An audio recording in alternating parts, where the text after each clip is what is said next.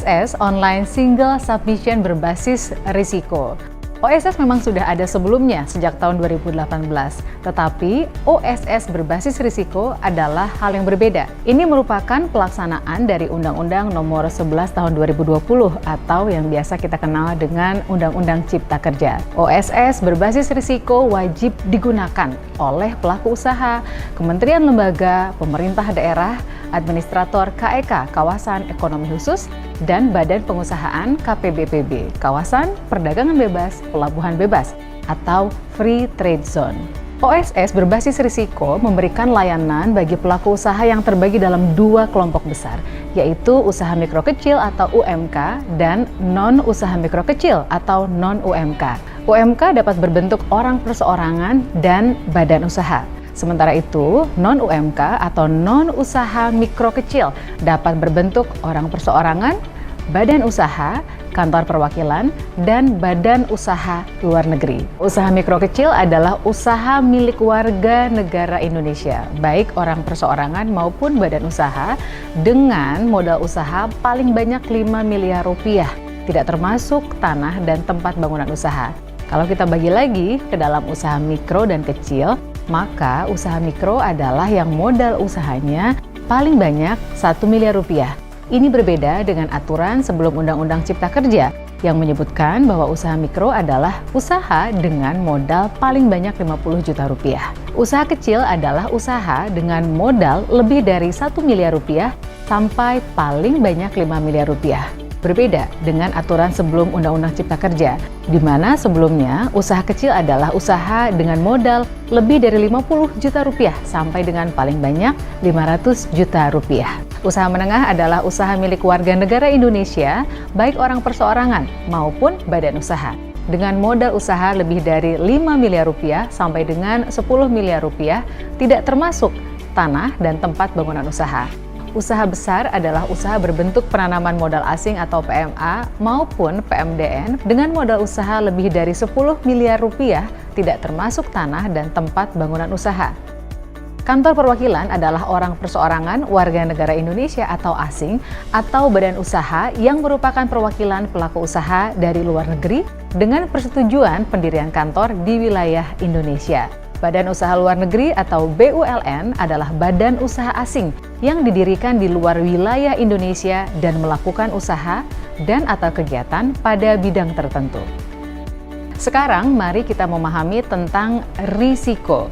Perizinan berusaha berbasis risiko memang mengubah pendekatan sebelumnya yang berbasis izin menjadi berbasis risiko.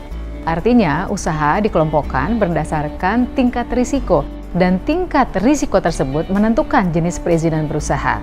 Risiko usaha dibagi menjadi 4, yaitu rendah, menengah tinggi, dan tinggi. Pemerintah telah memetakan tingkat risiko sesuai dengan bidang usaha atau KBLI, klasifikasi baku lapangan usaha Indonesia. KBLI yang berlaku saat ini adalah KBLI 2020 dengan 5 digit sebagai kode bidang usaha.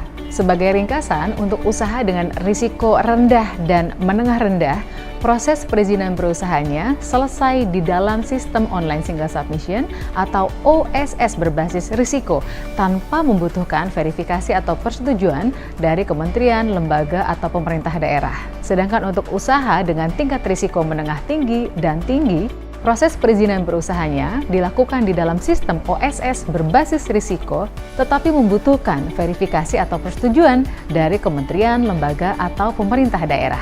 Berikut adalah penjelasan detail perizinan berusaha yang dibutuhkan oleh masing-masing tingkat risiko usaha. Untuk usaha dengan risiko rendah hanya membutuhkan nomor induk berusaha atau NIB. Untuk risiko menengah rendah membutuhkan NIB dan SS, sertifikat standar berupa pernyataan mandiri, yang formatnya sudah tersedia di dalam sistem online single submission atau OSS berbasis risiko. Risiko menengah tinggi membutuhkan NIB dan sertifikat standar atau SS berupa pernyataan mandiri yang harus mendapatkan verifikasi dari kementerian, lembaga, atau pemerintah daerah. Terakhir, untuk risiko tinggi membutuhkan NIB, izin yang harus mendapatkan persetujuan dari kementerian, lembaga, atau pemerintah daerah, dan SS atau sertifikat standar jika dibutuhkan. untuk memberikan kemudahan berusaha bagi pelaku usaha mikro kecil atau UMK risiko rendah, pemerintah memberikan keistimewaan berupa perizinan tunggal. Maknanya, NIB, nomor induk berusaha, berlaku sebagai legalitas, SNI, Standar Nasional Indonesia, dan SJPH, sertifikasi jaminan produk halal, bagi pelaku usaha yang produk atau jasanya wajib SNI dan wajib halal.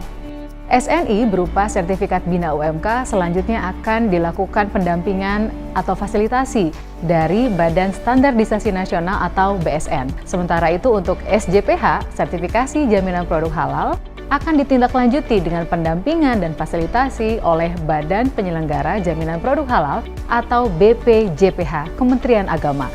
Untuk dapat memanfaatkan sistem OSS (Online Single Submission) berbasis risiko, Anda harus memiliki hak akses. Bagi pelaku usaha orang perseorangan, siapkan NIK, nomor induk kependudukan yang sudah berbentuk KTP elektronik. Kemudian alamat email dan nomor telepon seluler.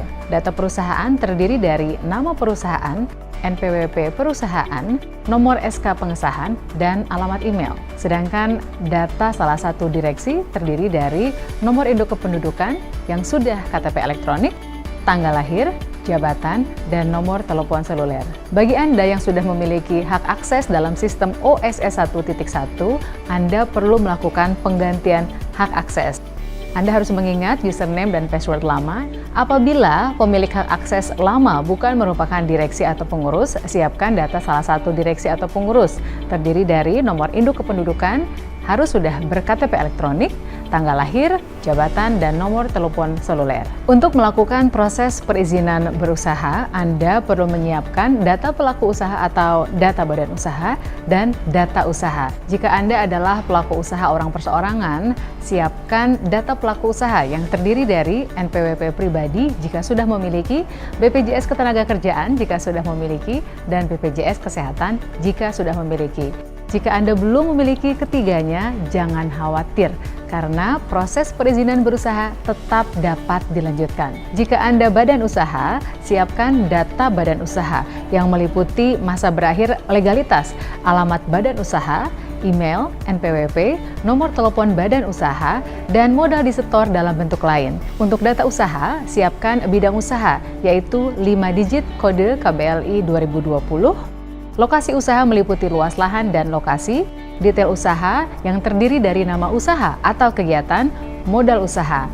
Jika Anda memasukkan data ini di dalam sistem OSS, maka sistem akan memberitahu secara otomatis skala usaha dan tingkat risiko usaha Anda.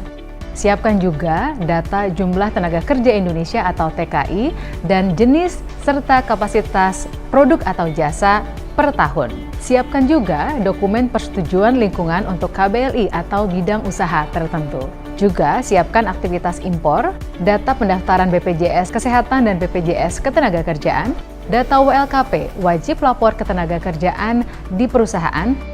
Bagi pelaku usaha yang sudah memiliki NIB, nomor induk berusaha, dan izin efektif dalam sistem OSS 1.1, maka izin Anda tetap berlaku dan tidak perlu melakukan proses permohonan ulang dalam sistem OSS berbasis risiko.